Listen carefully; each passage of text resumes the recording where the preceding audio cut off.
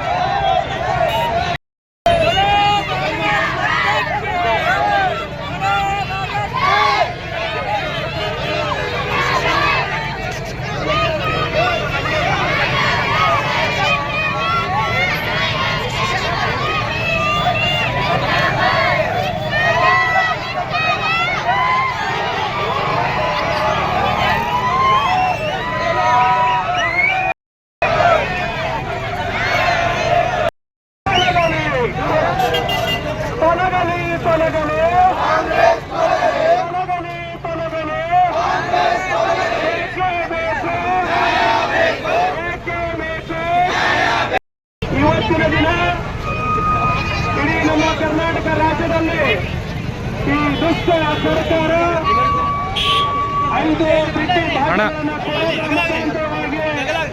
ಜನರನ್ನ ಶೋಷಣೆ ಮಾಡಿ ಜನರಿಗೆ ಮಂಕನ್ನ ಇರಿಸಿ ಅನೇಕ ವಸ್ತುಗಳಾಗಿರ್ಬೋದು ಅನೇಕ ದರಗಳನ್ನು ಏರಿಸಿ ನಮ್ಮ ಜನ ಕಿತ್ಕೊಂಡು ಮತ್ತೆ ನಾವು ಫ್ರೀಯಾಗಿ ಸುರಕ್ಷತೆಯಾಗಿ ಕೊಡ್ತೇವೆ ಅಂತ ಹೇಳಿ ಏನು ರಾಜ್ಯ ಸರ್ಕಾರ ಗಂಡತನವನ್ನು ನಡೆಸಿದೆ.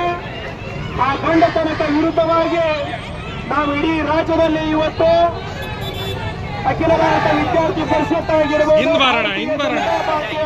ಅನೇಕ ಸಂಘ ಸಂಸ್ಥೆಯ ನೆರವಿನೊಂದಿಗೆ ಇವತ್ತಿನ ದಿನ ನಾವು ಕುಂದಗೋಳ ನಗರದಲ್ಲಿ ಬೃಹತ್ ಪ್ರತಿಭಟನೆಯನ್ನ ಹಮ್ಮಿಕೊಂಡಿದ್ದೇವೆ. ಬಂಧುಗಳ ಈ ರಾಜ್ಯ ಸರ್ಕಾರ ಎಷ್ಟೊಂದು ಒಂದು ಕಿಲ್ಲ ಮಟ್ಟಕ್ಕೆ ಇಳಿದಿದೆ ಅಂತ ಹೇಳಿದ್ರೆ, ಈಗಾಗಲೇ ನಮ್ಮ ಭಾರತೀಯ ಜನತಾ ಪಾರ್ಟಿ ಕಳೆದ ಬಾರಿ ಅಧಿಕಾರದಲ್ಲಿ ಇದ್ದಂತಹ ಸಂದರ್ಭದಲ್ಲಿ ಬೇರೆ ಕೇವಲ ಹಾಲಿನ ದರ 39 ರೂಪಾಯಿ ಇತ್ತು. ಈಗ ಆ ದರ 44 ರೂಪಾಯಿಯನ್ನ ಮಾಡಿದ್ದಾರೆ. ಅಷ್ಟೇ ಅಲ್ಲದೇ ಎಲ್ಲ ನಮ್ಮ ಜೀವನಕ್ಕೆ ಬೇಕಾದಂತ ಎಲ್ಲ ವಸ್ತುಗಳನ್ನ ಬೆಲೆ ಏರಿಕೆ ಮಾಡ್ತಾ ಇದ್ದಾರೆ. ಇದೇ ವಾರದಲ್ಲಿ ನಮ್ಮ ರಸ್ತೆ ಸಾರಿಗೆಯ ಬಸ್ ದರ ಶೇಕಡ 15% ಜಾಸ್ತಿ ಮಾಡಿದ್ದಾರೆ.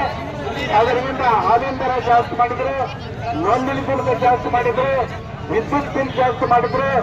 ಒಂದು ಕೈಯಿಂದ ಕೊಟ್ಟು ಒಂದು ಕೈಯಿಂದ ವಾಪಸ್ಸು ಪಡಿತಾ ಇದ್ದಾರೆ. ಇಂಥ ಸರ್ಕಾರಕ್ಕೆ ನಾವು ಪಾಠ ಕಲಿಸಲೇಬೇಕು. ಯಾಕಂದ್ರೆ ಬಿಚ್ಚಿ ಭಾಗದ ನೆವದಲ್ಲಿ ಬಂದು ಇವತ್ತು ಹೆಂಡತಿಗೆ ಪುಕ್ಕಟ್ಟು ಕೊಟ್ಟು ಗಂಡನ ಕಡೆಯಿಂದ ಇವತ್ತು ದುಡ್ಡನ್ನು ವಸೂಲಿ ಮಾಡತಕ್ಕಂತ ಒಂದು ಪ್ರಕ್ರಿಯೆ ಈ ಕಾಂಗ್ರೆಸ್ ಸರ್ಕಾರದಿಂದ ನಡೆದಿದ್ದಿದೆ. ಎಲ್ಲರಿಗೂ ಸಹಿತ ಈ ಸರ್ಕಾರ ಬಂದ ನಂತರ ನೆಮ್ಮದಿ ಇಲ್ಲ. ಸಾಕಷ್ಟು ಜೀವನಾವಶ್ಯಕ ವಸ್ತುಗಳು ದರ ಏರಿಕೆ ಮಾಡಿ ನಮ್ಮೆಲ್ಲರಿಗೂ ಸಹಿತ ಬಹಳ ಹಿಂಸೆಯನ್ನ ಈ ಸರ್ಕಾರ ಕೊಡ್ತಾ ಇದೆ. ಆ ದೃಷ್ಟಿಯಿಂದ ಇವರಿಗೆ ಸರ್ಕಾರ ಆಗ್ತಾ ಇಲ್ಲ. ಅರ್ಥಕೊಂಡು ಆದಷ್ಟು ಬೇಗ ಇವರು ಕೃಷಿ ಕಾರ್ಯ ಮಾಡಿ ಆಯಾವ ಜೀವನಾವಶ್ಯಕ ವಸ್ತುಗಳ ಮೇಲೆ ವ್ಯವಸ್ಥೆ ಮೇಲೆ ಎಷ್ಟು ಭಾರ ಹಾಕಿದಾರಲ್ಲ ಅದನ್ನ ಶೀಘ್ರವಾಗಿ ವಾಪಸ್ ಪಡೆಯಬೇಕು. ಮತ್ತು ಸರ್ಕಾರ ಬಂದ ನಂತರ ಅಭಿವೃದ್ಧಿ ನಾವು ಶೇಕಡ 15% ಏನು ಚಂದ್ರ ಹಿಂದ್ ಸರ್ಕಳ್ರ ಹಿಂದ್ ಬಾರು ಹಿಂದ್ ಎಲ್ಲ ಸರಿ ಈಗ ಆಯ್ತು. ಇವಾಗ ಬಿಡೋದಿಲ್ಲ ನಾವು. ಇಲ್ಲಿ ಒಂದು 5 ನಿಮಿಷ ಇರಲಿ. ಎಲ್ಲರೂ ಸ್ಟೂಡೆಂಟ್ಸ್ ಯಾರು ಕಲಿಬಾರ್ದು. ಹಿಂಗೆ ಇಲ್ಲ ಅದು.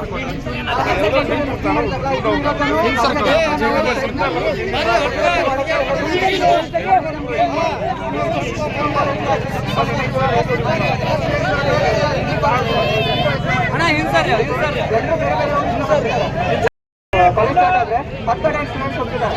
ಅದಕ್ಕೆ ನಾವು ಈ ಸರಿ ಒಂದು ಬನ್ನಿ ಪತ್ರ ಮತ್ತೊಂದು ಮಾಡಿದ್ದೀವಿ. ಇದನ್ನ ಜೆರಾಕ್ಸ್ ತಗೊಂಡು ಮತ್ತೊಂದು ನೀವು ರಿಟರ್ನ್ ಕೊಡ್ಬೇಕು ಸರ್. ನಮ್ಗೆ ಯಾವಾಗ ನಾವು ಈ ಬಸ್ ಸಮಸ್ಯೆ ಸರಿ ಆಗ್ತದೆ ಅಂತ. ಇವಾಗ ಏನಾದ್ರು ಸರಿ ಆಗಿಲ್ಲ ಅಂದ್ರೆ ನಾವು ಬಸ್ ಸ್ಟ್ಯಾಂಡ್ ಬ್ಲಾಕ್ ಮಾಡ್ತೀವಿ. ಬಸ್ನ ಒಂದು ಬಸ್ ಬರೋದಿಲ್ಲ ಮಾಡ್ಕೊಂಡು ಈ ಪ್ರತಿಭಟನೆ ಮಾಡ್ತೀವಿ. ಇವಾಗ ಬರೀ ಜಸ್ಟ್ ಡಿಪ್ಲೊಮಾ ಕಾಲೇಜ್ ಒಂದು 50 ಜನ ITI ಕಾಲೇಜ್ ಅವರು ಇದ್ದಾರೆ. ಈಗ ಪ್ರತಿಯೊಂದು ಕಾಲೇಜ್ ಪರ್ಮಿಟ್ ತಗೊಂಡು ಪೂರ್ತಿ ಬಸ್ ಸ್ಟ್ಯಾಂಡ್ ಐತೆ. ನಾವು ಈಗಾಗಲೇ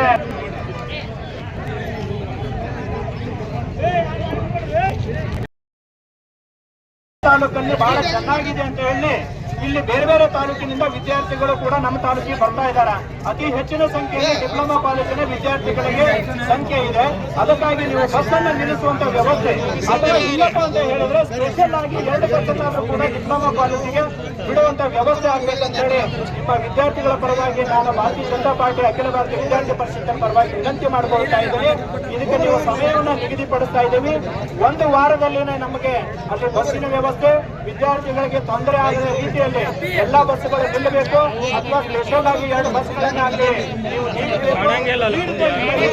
ಹೇಳ್ತಾ ಇದ್ದೀನಿ. ಇಲ್ಲೆಲ್ಲ ವಿದ್ಯಾರ್ಥಿಗಳಿಗೆ ನಿಮ್ಮ ಪರವಾಗಿ ನಾವು ಕೇಳ್ಕೊಳ್ತಾ ಇದ್ದೇವೆ. ವಿದ್ಯಾರ್ಥಿಗಳೇ, ಒಂದು ವಾರದಲ್ಲಿ ನಮಗೆ ಬಸ್ಸಿನ ವ್ಯವಸ್ಥೆಯಲ್ಲಿ ಸರಿ ತೂಗಿಸದೇ ಇದ್ದಲ್ಲಿ ಇದೇ ರೀತಿಯಾಗಿರ್ತಕ್ಕಂಥ ರೀತಿಯಲ್ಲಿ ಉಗ್ರವಾಗಿರ್ತಕ್ಕಂಥ ಬಂದ್ಗೆ ಕರೆಯನ್ನು ಕೊಟ್ಟು ಉಗ್ರವಾದಂತ ಹೋರಾಟವನ್ನು ಮಾಡಬೇಕಾಗುತ್ತೆ. ಈ ಮುಖಾಂತರವಾಗಿ ಮಾನ್ಯ ತಹಸೀಲ್ದಾರ್ಗೆ, ಇಲ್ಲಿ ಸಂಬಂಧಪಟ್ಟಂತ ಅಧಿಕಾರಿಗಳಿಗೆ, ಮಾನ್ಯ ಶಾಸಕರಿಗೆ ನಾನು ಎಚ್ಚರಿಕೆಯನ್ನು ಕೊಡ್ತಾ ಇದ್ದೇನೆ.